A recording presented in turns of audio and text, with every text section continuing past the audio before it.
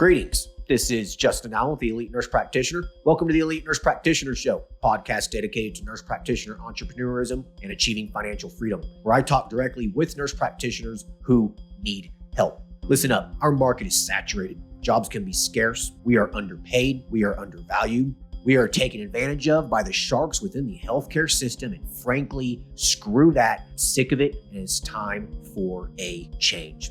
And listen, I'm here to help make that happen. We are powerful. We can forge a path where we are in control of our career and ultimately our financial and personal well-being. You do not need to submit to healthcare administrators and your doctor overlords. You do not have to take the measly salary. You do not have to work 50 to 60 hours a week. There is a different way, and I'm here to show you that path.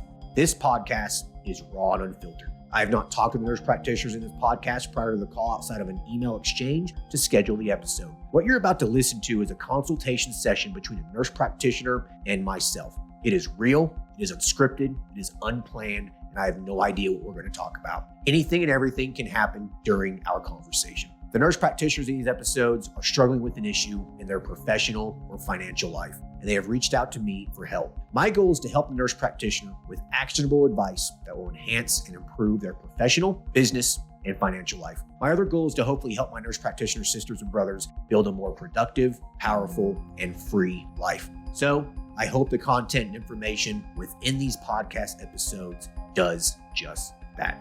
All right, onto the episode.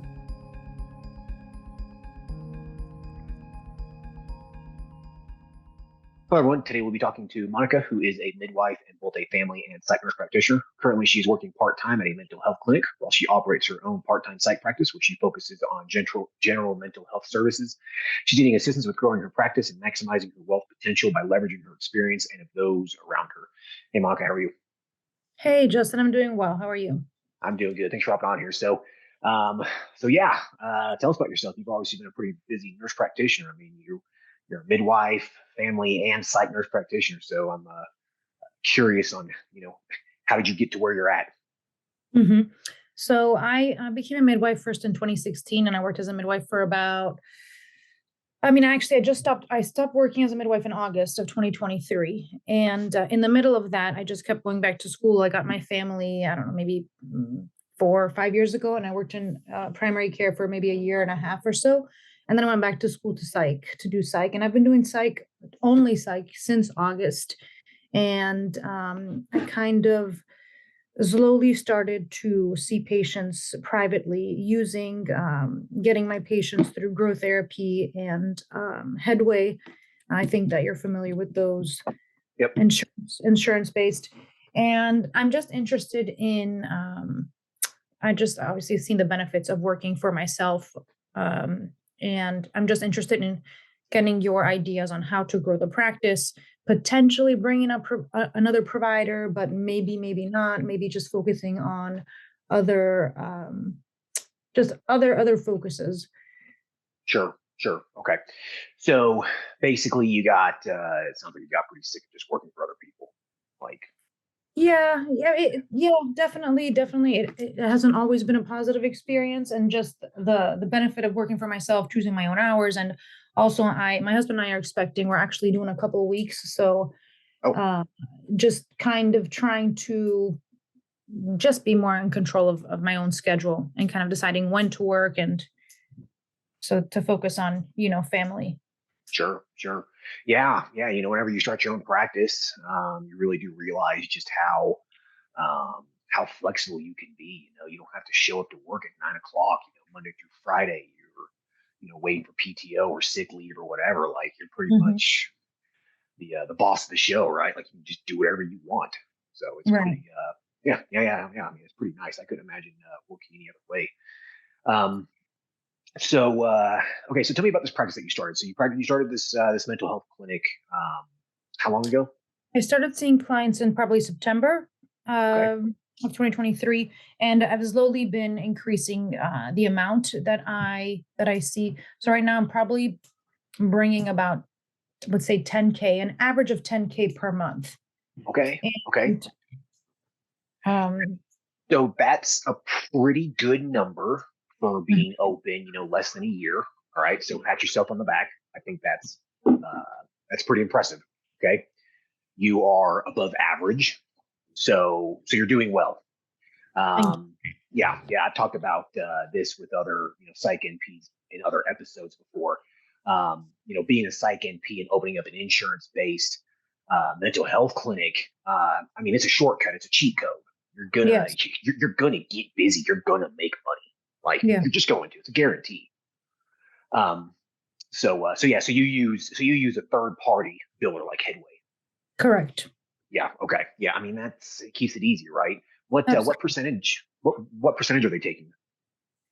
To be honest with you, I've been meddling with. I've been thinking about potentially going straight to insurance myself, but I I've gotten some numbers, and it seems like they're taking about 3.5% to 5%. So it doesn't seem like it's much. I need to explore that a little bit more, and that's on my to-do list as well. But uh, the little research that I've done, it does not seem that Headway and Grow are taking too much. But like I said, I could be wrong. But the positive thing about using those two portals is that they also do basically advertising for me. So they bring patients directly to me. So it's I don't even have to do too much with the advertising portion myself. Right. So this is the benefit of this, right? So the benefit of it is that you don't have to really do anything. You just get a check, right? You just get these deposits in your bank account. You don't have to worry about acquiring the patients, doing the billing, doing any of that stuff, right? They take care of it all for you. Correct. Right. Yeah. The potential downside, though, is, do you own those patients or do they own those patients? I technically own them because the portals give opportunity to either document within their system, or you can just say that you're charting in your own. So from the first visit, I believe I own them. To be honest with you, I'm not quite sure, but I think. So you want to verify this, okay? You need to look at the terms of use. If this is a business to make money, so they're going to leverage wherever they can against you to ensure that you continue to use them. Okay. So you need to look at the terms of use. I talked about this with another psych NP one time. She was going to review an email. She never did. You need to review this because they're giving you the patients, they're doing the billing and stuff. So they're signing agreements with their entity for the billing and whatnot, right? Because you're billing through their entity, not yours. Right. Your entity technically isn't credentialed with insurance, right? Right. They credential me. So that's part of the process. So I am credentialed with each individual insurance, but through them, like they've done the work for me. Right. You are credentialed through their group NPI, through their business. I see what you're saying. You're credentialed as an individual provider.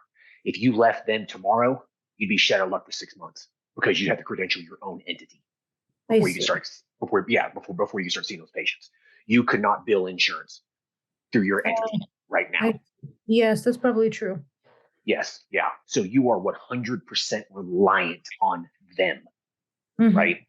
So if they change any terms, instead of 5%, they say, we're going to bill you 10, we're going to start taking 10%. What can you do?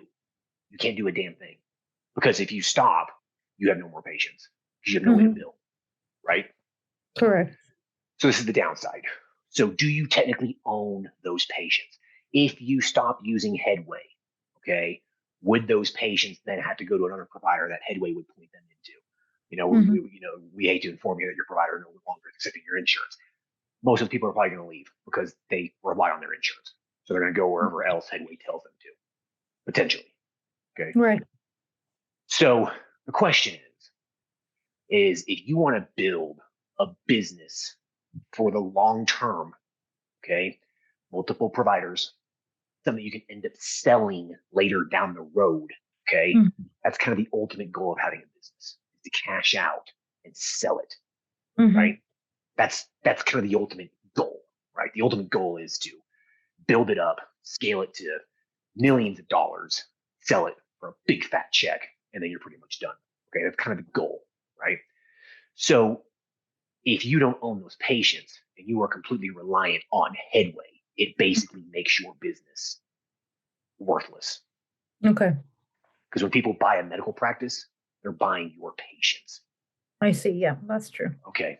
Yeah. So you need to really think hard here on what it is that you want long term. Okay.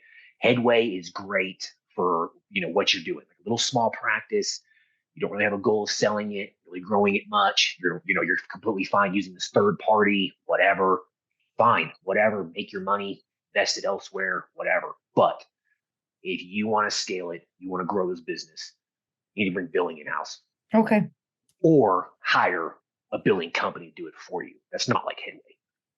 Mm-hmm. Like you are going to get credentialed. Your entity will be credentialed through insurance. The medical billing company is just doing the billing for you. Mm-hmm. Headway is billing through their entity, and you're just getting a check. Mm-hmm. They're the middleman. You're 100% relying on them. Okay. Right? If your entity is credentialed and you don't like the medical biller you hire, you fire them and find another medical biller. But business continues as usual because you can continue to bill because you are credentialed. Your entity's credentialed. That makes sense?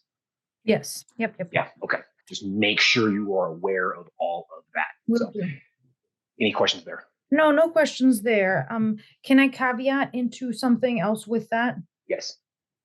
So the other thing is that, I'm only seeing clients maybe 2 days a week and bringing in about 10K per month. So I have entertained the idea of not continuing with the W-2 job and moving away from it and just focusing on this, on my practice. And the other thing, though, is that, as I mentioned earlier, my husband and I are both into real estate, and I'm wondering if there is a way to be able to use the money that I've made from this practice and invest it into real estate. Because so far, we have a management company to manage all of our portfolio of rentals. We have both short and long term. And I've kept that separate from the medical practice because I don't want to kind of mix them. I thought it was a good idea to keep them separate, but I'm just wondering because I want to keep, I want to keep the money from my medical business in one bucket and reinvest it into that business. But so a couple of things that I'm thinking about that I'm not sure how to best go about it. So right now we live in an apartment and we're thinking, well, we need to buy a primary home at some point. But we're considering buying a primary, maybe with a rental basement to do either Airbnb or some kind of a rental, or just using am I able to use the money from the medical business to buy a house that I'm saying that is going to be my office space, because technically we need two offices for the rental business and for the medical business. So I don't know if you had any thoughts on that. I know that there's a way to do it. I just don't know how to best go about that. Yeah, you can't really technically use the income and use it as a business expense, okay, on a large asset like that.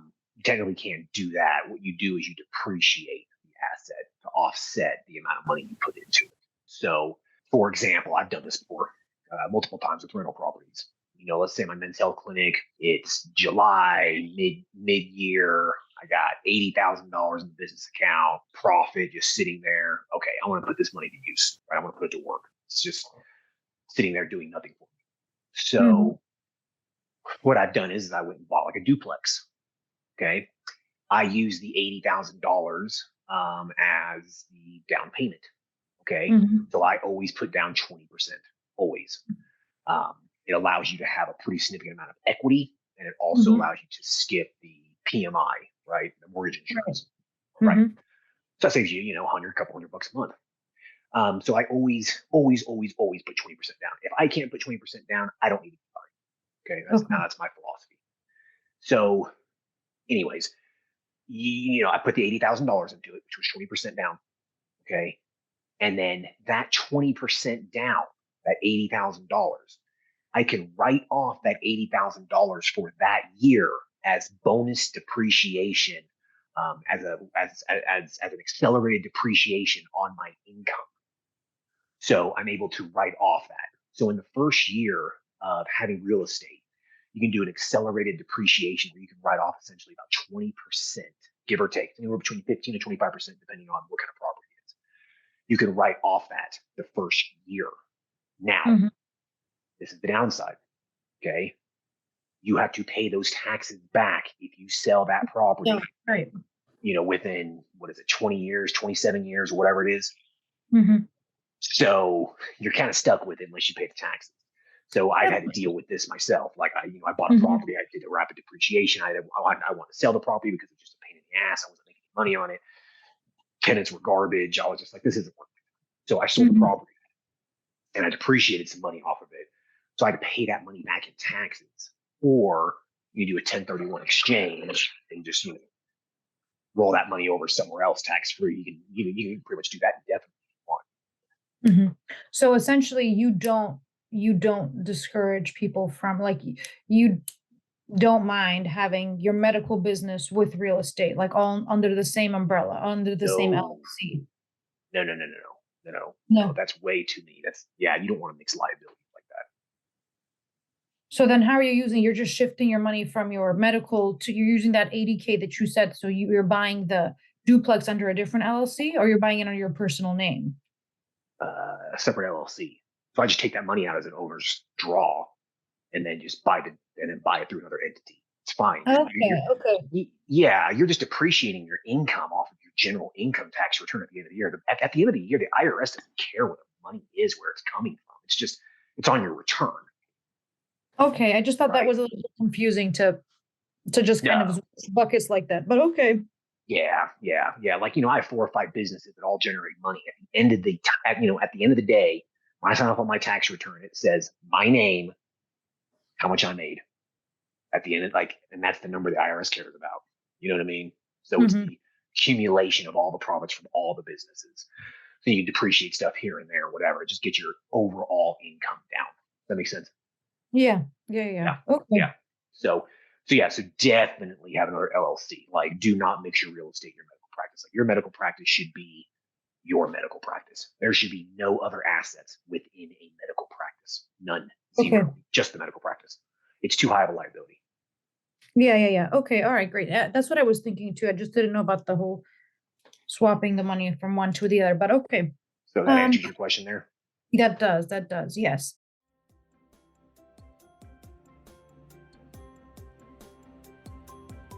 All right. I hope everyone's enjoying the episode so far. I just wanted to take a quick break to thank everyone listening and also give a big thank you to all of my social media followers and email subscribers. If you haven't done so yet, please subscribe to our email list at www.elitenp.com and make sure to follow us on Facebook, Instagram, and LinkedIn.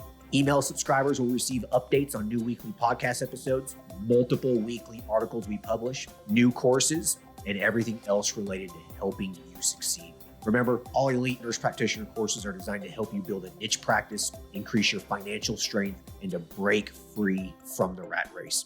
If I can break free and the other countless nurse practitioners can break free, then so can you. Additionally, please share this podcast with your other nurse practitioner sisters and brothers out there. The more NPs that venture out on their own, the stronger our profession will become. Now, let's get back to the episode.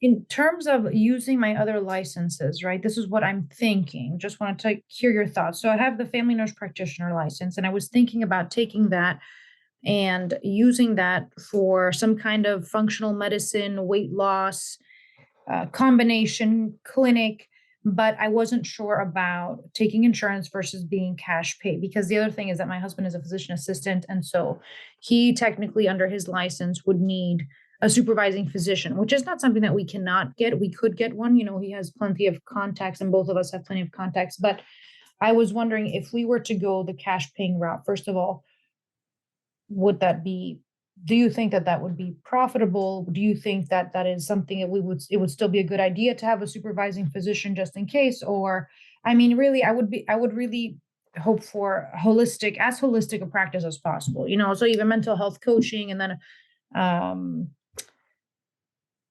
yeah, I haven't taken your courses yet. It's on my to-do list as well for the next few weeks, but yeah, any thoughts on that? So you're wanting to integrate some additional services into your established practice right now that are cash-based?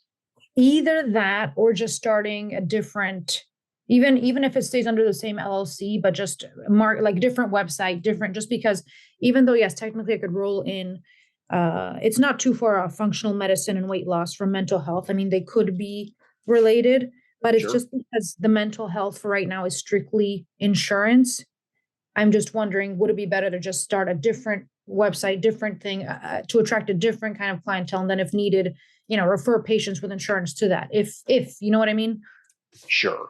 So yeah, I mean, you can do that. I probably would do a separate entity. Yeah, because if you are planning on growing this mental health clinic and you get credentialed yourself, then technically you're not supposed to be, accepting cash for covered services unless it's Hmm. so if it's a separate entity, you don't have to worry about it. It's kind of a way Hmm. around it, right? Hmm. So, so yeah, I mean, I think that you should definitely be utilizing your license. I mean, you're a family nurse practitioner as well. Like that basically opens the door. That plus psych, you can do practically anything you want, right? Hmm. Um, your husband, if he did see patients, yeah, I mean, unfortunately, he would need to have a medical director unless he was doing it from a coaching perspective. Hmm. So you see the patient for the first visit or whatever. You initiate the medication, you order the lab, etc., and then he follows up with them as a health coach. He's Right. not changing doses. He's not ordering anything. He's not doing anything like that. He's just a coach. And Hmm. then he documents his recommendations in the chart. You review it, and then you basically prescribe and stuff like that. So you could do that, Hmm. but there's a very, very fine line there. You got to be careful, Okay. right? Like you do Yeah. not want him seeing patients without a supervisor, right? Right. Right. So Right. right. So you could do that if you wanted to, or you could just bite the bullet and get a supervisor. Now, cash based, weight loss, hormone replacement therapy, that kind of thing, very profitable. I mean, I have $1 million men's health practice. It's cash only. We don't accept insurance at all. And Hmm. I've interviewed dozens and dozens of nurse practitioners on this podcast who have $1 million practices that are cash based. So yes, it can be done, but you need to make sure that there's not a huge saturation in your area for those services. Yeah. Yeah, there's a lot of people doing it, then it's going to be difficult, Yeah. right? Hmm. So with that said, do you have competition? Is there like could you There, do I it? have looked. I have looked around. I'm in the DC area, so I think that there Oh are. yeah, Yes. There's the plenty. yeah, that's a very saturated area. So yeah, would that work? I don't know. I think that you could make it work if it was more of an integrative psych practice. Um, you have to do something a little bit more unique, right? Hmm.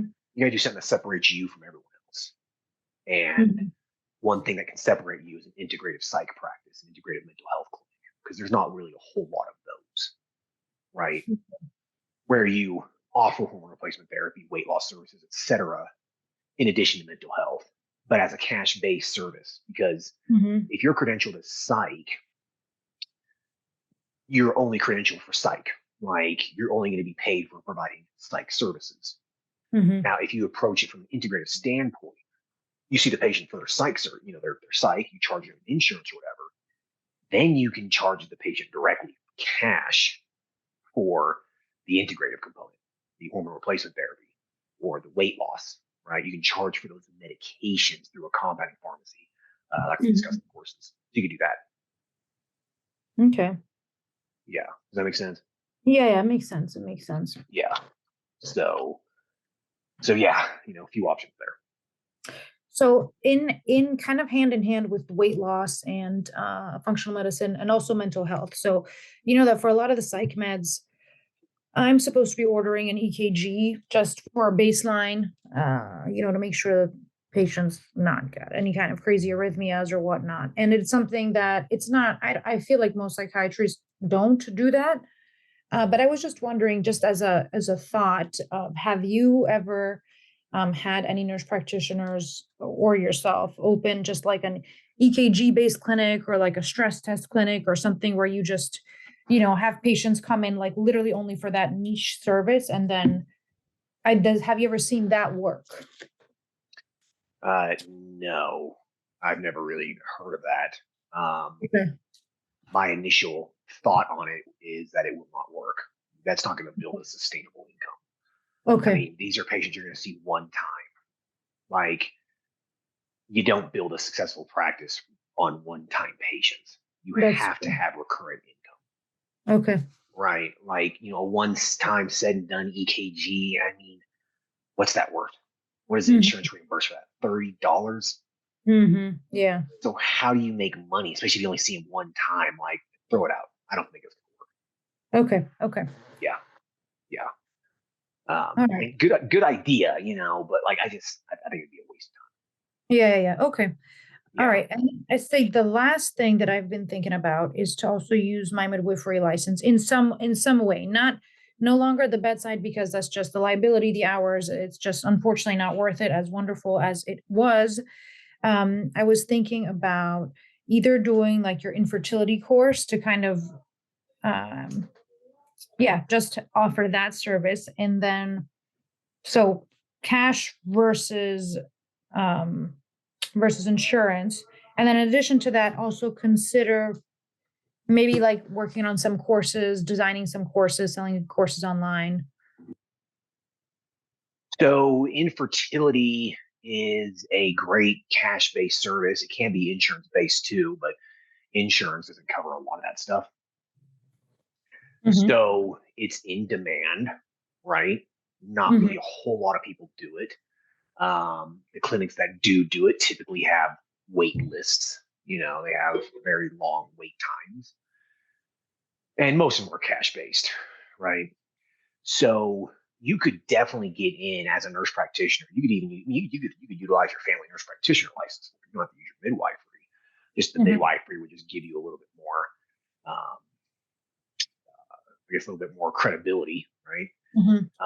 But you really wouldn't have to use that license. You'd be using your family nurse practitioner board.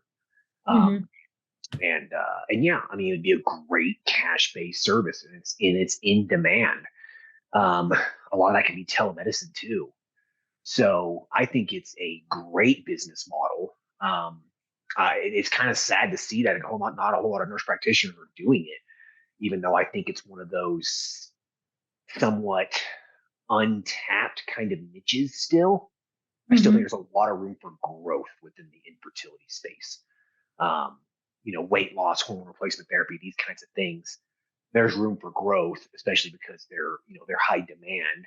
More and more people are wanting them, but it's also very saturated in many areas, right? Yeah. Infertility, on the other hand, really isn't. So, if you're in the DC area, I mean, you're talking about millions and millions of people are in just, a 50-mile square radius area, right? So there's probably some infertility clinics, I'm sure, but there's probably still room there for growth. Yeah, it's not as much as the functional medicine weight loss. Oh, I'm sure. Probably not even 10% of it, And even if you ventured outside, drove an hour away into more of a medium-sized or smaller city, there's going to be business there for you as well. Yeah. So lots of ideas there. And I don't think the infertility clinic that it needs to be separate from your mental health clinic for sure. It needs to be a separate thing completely. So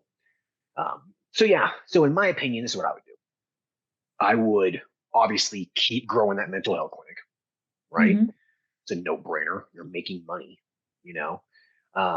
get credentialed yourself so you can grow and scale it, hire another nurse practitioner potentially, maximize that. You could easily get that to $50,000 a month.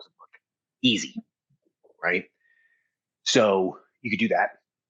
And then just throw in a program into that clinic for weight loss, hormone replacement therapy, more of an integrative approach to mental health. Okay. So you separate yourself from everyone else, right? If you do the hormone replacement therapy and the weight loss, the integrative psych in your mental health clinic, you can do it out of the same LLC because it's a cash-based service that insurance will not pay for. because you're going to be credentialed for mental health, not Mhm. those other services. So you probably wouldn't have to do that out of a separate entity. You could do it out of the same mental health entity. Okay. Yeah, yeah. The infertility clinic, though, needs to be a completely separate entity, completely separate business. So I think that if you really focus on the mental health, got credentialed, hired another nurse practitioner, really focused on growing and expanding that practice, that would be your base. That would provide you the foundation of basically your wealth, of your income, right? Mm-hmm. And the infertility clinic would be more or less a side business, a side hustle on top of your main business. Like you quit your Mm-hmm. job, right? You focus on that. And it could be one of those like 1 day a week kind of things, make an extra 5 or 10,000 bucks a month. You know what I mean? Yeah. Yeah. So that's kind of where my mind's going with it. Okay. Yeah.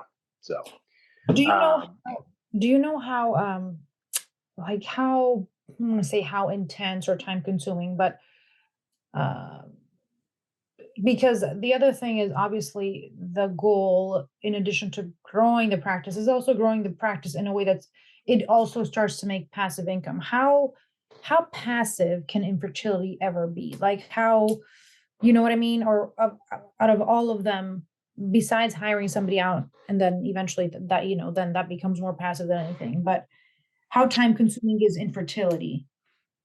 it's similar to weight loss or hormone replacement therapy because you're going to see the patient for your initial evaluation. You'll start them on, whatever it is that you start them on, Clomid, HCG, whatever it is. Um, and they basically pay you a membership monthly fee that includes those meds. Okay. And then you see them for follow up every 2 or 3 months or whatever. So it's a partially passive income stream Okay. if you put them on a subscription based model Mm-hmm. that you're charging them monthly, like we talked about, of course. Mm-hmm. Okay. Yeah, yeah, yeah. If you do that, then it turns into a semi passive income stream. But the only way to make a medical practice a truly passive income stream is you have to hire other people to see patients for you. There's just no other way around it. Right, right, right, right. Right, right. Like my men's health clinic is predominantly a passive income stream for me now. I have multiple nurse practitioners working for me. I only see patients for a handful of hours a week. Okay. Yeah. So any other questions there? No, I think that's pretty much it. I think I just need to jump in and take the courses and then yeah, then you could just kind of see how it goes. Yeah, yeah. So what's your overall goal here? I mean, it kind of sounds like you're a little spread out here with real estate and some businesses and your job. Like what's Monica's goal here? Like, where do you want to see yourself in the next, 1 to 5 years? I mean, I think the goal is probably ever changing for right now, just because like I was saying before, we are expecting baby number one. And so that in itself, I think, is going to kind of redirect. But I imagine, I mean, what I would like is to have businesses that I can I'm sure you're familiar with Tim Ferriss, the 4 hour work week. Yep. That would be a goal. Not necessarily even 4 hour work week, but to be able to dedicate time to family, time to raising children, but at the same time, not letting go of all the education, all of my, the licenses that I've gotten, and to grow something with my husband that we can just work on together. So Sure. in terms of income cash flow per month, I don't necessarily have a goal, but I mean, just seeing where mental health has gotten me so far with this practice has just been very eye opening. So even if I can just double that, even if it's 20K per month, 30K per month, really, I mean, that's plenty, I don't have the long-term goal yet of I want to sell this practice in 10 years. I don't want to build it to a multi-million dollar. That's not where my head is right now. It's just to, money is time. That's where my head is, to just kind of be able to have flexibility in my life. That's all. Sure. I think that if you just focused on just the mental health Mm-hmm. and you opened up your schedule a little bit more on there, started seeing patients 3 days a week, you probably get up to $15,000-$20,000 a month, Mm-hmm. Mm-hmm. right? Yeah. So, you're making $250,000 a year. That's pretty good money, right? Mm-hmm. I mean, Yeah. that kind of income really allows you to do just about anything you want.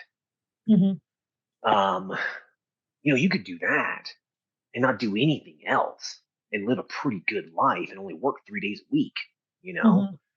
And that's, 3, 8, 10-hour shifts. Like it's not really Mhm. that bad, you Yeah. know? And then as you grow, you hire a nurse practitioner, start seeing some patients for you, half a day a week, 1 day a week. And a couple years later, they have a full schedule and you're hiring another one. It just slowly just builds up from there. And you're not in any kind of rush whatsoever. You know what I mean? Right. Right. Yeah. So you could do that and develop a really, really healthy income and a very profitable practice. You won't have to um, do a bunch of other stuff and over leverage yourself. What happens is when you start doing all of these different things at one time, it really just spreads you thin. Hmm. So it takes away your focus from other Hmm. places. When you have that kid, the next month or a couple months or whatever, um, Hmm. when you have that baby, your focus is going to that baby, right? Yeah. Yeah. And so, how long is your focus going to be on the kid for? And then you're going to spread those other focuses, those other energies you have from, your job, your part-time mental health clinic into infertility, into hormone replacement therapy, into weight loss, into real estate. It's going to spread you thin. Hmm. And it's going to be very, very hard for you to get good at one thing because you're going to be just so spread out. Okay. Yeah, you can only really build one bridge at a time. Okay. You can't Hmm. have a bunch of partially built bridges across a river. What does that do for you? It never finishes. You can never cross the river, right? Hmm. Right. So it's best to build one bridge at a time. Sounds good. Yeah. Yeah. So I think that if it was me, I would prioritize a mental health clinic. It already makes money. It's a no brainer. You could grow that easily. Okay. Yeah. Yeah. So that's my advice for you. Sounds good. All right. Thank you, Justin. I appreciate it You're very. welcome. You're welcome. Do you have any other questions? No, I think that's pretty much it. No. Okay. Cool. A little bit of a shorter episode, but straight to the point. I like it. So I don't know if you listened to any other episodes before, but I Yes. like to. Yeah. Okay. So I like to end the episode with you asking me a question. So more or less a curiosity or a personal question, not necessarily related to your business. Sure. Out of all of your practices that you've built, all of the work that you've done, what would you say has been the most rewarding? Most rewarding. Whew. Mm, I mean, I'm gonna say Not probably financially, you know what I mean? Like just as a NP, as a like I'm giving back to the community, that kind of thing. um, probably medical cannabis, to be honest with you, because I came into a market that was very, very expensive, right? And so I came into the medical cannabis market, um, and people were charging two, three, $400 for the medical card evaluation, and I came in and undercut everybody significantly. You know, $80, $100 evaluations, $50 renewals. I mean, I basically cut out everyone by, I dropped the price by 100, 200%. Okay. Mhm. What that allowed was it allowed a lot more people to be able to get a medical cannabis card that needed it, that were, sick of using it illicitly. And it allowed the people who already have a card to not have to stress out so much about spending that money on their yearly renewal. They're being, charged $200 just to renew their card every year. That adds up to someone who's on a fixed income. You know what I mean? Mhm. Mhm. But I come in, I do it for $50. So that saves them $150, which might not sound like a lot of money to you or me, but to someone who's on Social Security who only makes $1,500 a month, $150 is a lot of money, Mhm. right? So I think that I was able to make more of an impactful difference with my medical cannabis clinic than anything else, to be honest with you. I obviously changed a lot of lives with my health clinic too, and with NP and whatnot, but my medical cannabis clinic really, I think, made an impactful local difference amongst a very niche group of patients. Does that make sense? Yeah, yeah, yeah. Yeah. Okay. So, yeah, yeah. I don't really do it a whole lot anymore. It went recreational in my state, and so it's Yeah. not as lucrative anymore. So I really don't. I just don't do it much anymore. I just do it a little here and there. So Yeah. Yeah. yeah. But good question though. So Cool. Well, thank you. Thanks, Justin. Thanks so much for taking the time. I appreciate all of your advice, your help, guidance, and looking forward to taking a couple of your courses to see, just where I can take this. No, you are welcome. And, if you ever want to do a follow-up, got my email. Just let me know. Will do. All right. Thanks, Justin. Appreciate Cool. it. All right. Take care. Bye.